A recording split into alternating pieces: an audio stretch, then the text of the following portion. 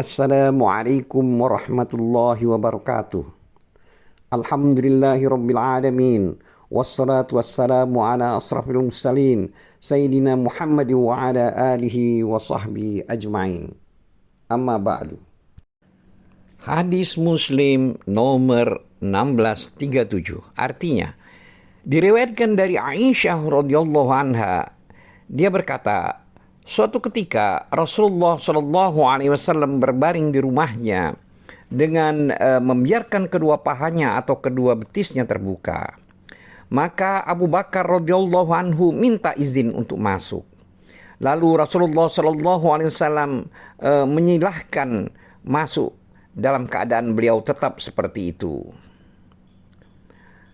Lalu bercakap-cakap. Kemudian Utsman radhiyallahu anhu minta izin untuk masuk. Maka Rasulullah Shallallahu Alaihi Wasallam menyilahkannya masuk. Lalu Rasulullah Shallallahu Alaihi Wasallam duduk dan membetulkan pakaiannya. Kata Muhammad, aku tidak mengatakan itu dalam hari yang sama. Lalu Utsman masuk dan bercakap-cakap. Setelah Utsman radhiyallahu anhu keluar, Aisyah radhiyallahu anhu bertanya kepada Rasulullah sallallahu alaihi wasallam, "Tadi Abu Bakar masuk, Anda tidak bergegas menyambutnya. Lalu Umar radhiyallahu anhu masuk, Anda juga tidak bergegas menyambutnya. Dan Anda tidak seberapa menghiraukannya. Lalu Utsman radhiyallahu anhu masuk, lalu Anda duduk dan Anda betulkan pakaian Anda." Maka Rasulullah sallallahu alaihi wasallam menjawab, "Sungguh, aku merasa malu terhadap orang yang para malaikat merasa malu terhadap orang itu." Hadis Muslim nomor 1638. Diriwayatkan dari Sa'id bin Al-Musayyab, dia berkata, Abu Musa Al-Asy'ari radhiyallahu anhu pernah memberitahu aku bahwa dia berwudu di rumahnya, kemudian dia keluar dengan mengatakan, "Sungguh aku akan selalu berada di dekat Nabi Shallallahu Alaihi Wasallam pada hari ini." Kata Sa'id bin Al-Musayyab, maka Abu Musa datang ke masjid, lalu dia menanyakan Nabi Shallallahu Alaihi Wasallam. Kemudian orang-orang mengatakan bahwa Nabi Shallallahu Alaihi Wasallam keluar menuju ke arah sana. Kata Abu Musa, kemudian aku keluar mengikuti jejak Nabi SAW untuk menanyakannya, sehingga beliau sampai di sumur Aris. Kata Abu Musa, aku duduk di sisi pintu yang terbuat dari pelepah kurma. Setelah itu Nabi SAW selesai membuang hajat dan berwudu. Aku mendekati beliau. Ternyata beliau duduk di atas sumur Aris, di tengah alas duduk, sambil menyingsingkan pakaian di kedua betisnya dan menjulurkan kedua betisnya ke dalam sumur. Kata Abu Musa, maka aku ucapkan salam kepada Nabi SAW. Lalu aku kembali duduk di sisi pintu. Kemudian aku katakan, hari ini sungguh aku akan menjadi penjaga pintu Rasulullah SAW. Lalu datanglah Abu Bakar radhiyallahu anhu. Lalu dia mendorong pintu. Maka aku bertanya, siapa ini? Dia menjawab, Abu Bakar. Aku katakan, pelan-pelan saja. Dia menjawab, ya. Aku mendekat kepada Nabi SAW, lalu aku katakan, ya Rasulullah, ada Abu Bakar minta izin masuk kemari. Nabi SAW menjawab, suruh dia masuk dan beritahukan surga kepadanya.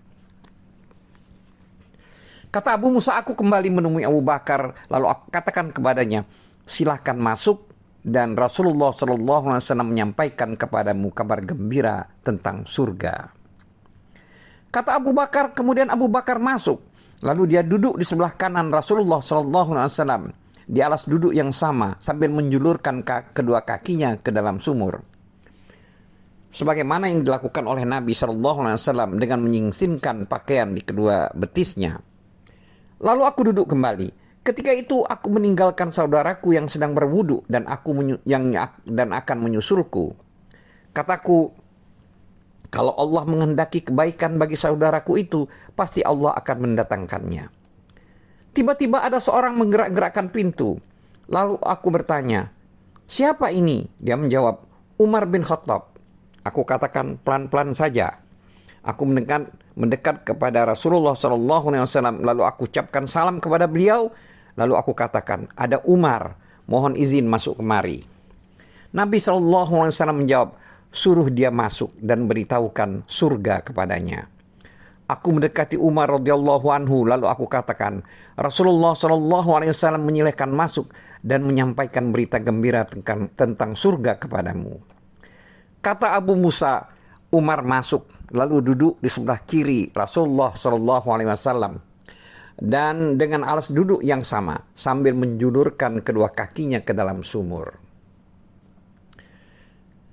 Lalu aku duduk kembali sambil mengatakan, kalau Allah menghendaki kebaikan bagi saudaraku, maka pasti Allah akan mendatangkannya. Ada lagi seseorang datang, lalu dia menggerak-gerakkan pintu. Maka aku bertanya, siapa itu? Dia menjawab, Utsman bin Affan. Aku katakan, pelan-pelan saja. Kata Abu Musa, aku pun mendekati Nabi SAW. Lalu aku beritahukan tentang kedatangan Utsman. Rasulullah SAW menjawab, suruh dia masuk dan beritahukan surga kepadanya, serta cobaan-cobaan yang akan menimpanya. Kata Abu Musa, aku dekati Utsman bin Affan. Lalu aku katakan, silahkan masuk. Dan Rasulullah SAW menyampaikan kabar gembira tentang surga kepadamu, serta cobaan-cobaan yang akan menimpamu. Kata Abu Musa, maka Utsman pun masuk, lalu didapati alas duduk sudah penuh, maka dia duduk di arah depan, mereka di sisi yang lain. Kata Syarik, Sa'id bin Al-Musayyab mengatakan, aku mentakwilkannya tentang kubur mereka. Hadis ini juga diriwayatkan oleh Al-Bukhari nomor hadis 3674.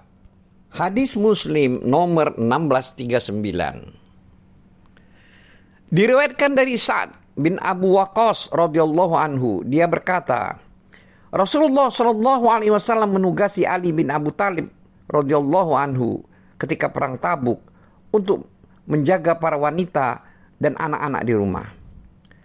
Kata Ali, ya Rasulullah, Anda hanya menugasiku untuk menjaga para wanita dan anak-anak di rumah.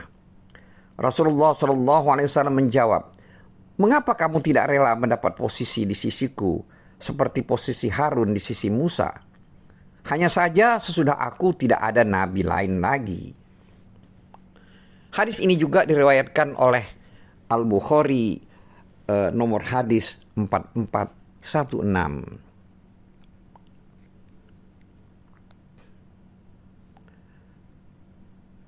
Hadis Muslim nomor 1640.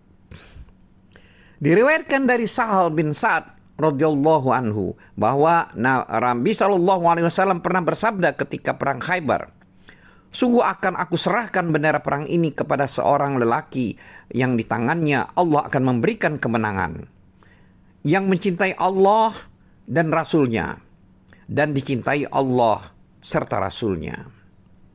Kata Sal, semalaman orang bertanya-tanya, siapa di antara mereka yang akan ditugasi membawa bendera perang? Kata Sal, setelah pagi, orang-orang pergi menghadap Rasulullah SAW. Masing-masing mereka ingin ditugasi membawa bendera perang. Lalu Rasulullah SAW bertanya, di mana Ali bin Abu Thalib? Mereka menjawab, dia matanya sakit ya Rasulullah. Kata Rasulullah SAW, suruh orang untuk menemuinya. Lalu Ali diajak menghadap Nabi SAW. Lalu beliau meludahi kedua mata Ali dan berdoa untuknya sehingga sembuh tanpa ada rasa sakit lagi. Lalu beliau serahkan bendera perang kepadanya. Kata Ali radhiyallahu anhu, ya Rasulullah, apakah aku harus memerangi orang-orang musyrik sehingga mereka menjadi orang-orang muslim seperti kita? Kata Nabi, laksanakanlah tanpa terburu-buru sehingga kamu tiba di daerah mereka. Lalu serulah mereka untuk masuk Islam dan beritahukan kepada mereka tentang kewajiban-kewajiban yang harus mereka tak lakukan kepada Allah di dalam Islam. Demi Allah, sungguh petunjuk Allah diberikan kepada seseorang sehingga mau masuk Islam melalui kamu adalah lebih baik bagimu daripada kau memperoleh beberapa ekor binatang ternak sebagai rampasan perang. Hadis ini juga diriwayatkan oleh Al-Bukhari nomor hadis 4005. Hadis Muslim nomor 1641. Diriwayatkan dari Sahal bin Sa'ad radhiyallahu anhu, ia berkata, seorang keluarga Marwan diangkat menjadi pejabat di Madinah. Lalu dia memanggil Sahal bin Sa'ad dan memerintahkannya agar mencaci Ali. Tapi Sahal tidak mau. Kata pejabat itu kepada Sahal, kalau kau tidak mau, ucapkanlah, semoga Allah melaknat Abu Turab. Sebagai keterangan, Abu Turab adalah julukan Ali bin Abu Thalib yang artinya orang yang dekat dengan debu. Kata Sahal, tidak ada nama julukan Ali yang lebih dia senangi daripada julukan Abu Turab. Dan sungguh dia merasa senang bila dipanggil Abu Turab. Kata pejabat itu, kata Sahal, beritahukan kepada kami bagaimana ceritanya, mengapa dia dijuluki Abu Turab. Kata Sahal, suatu ketika Rasulullah SAW datang ke rumah Fatimah radhiyallahu anhu.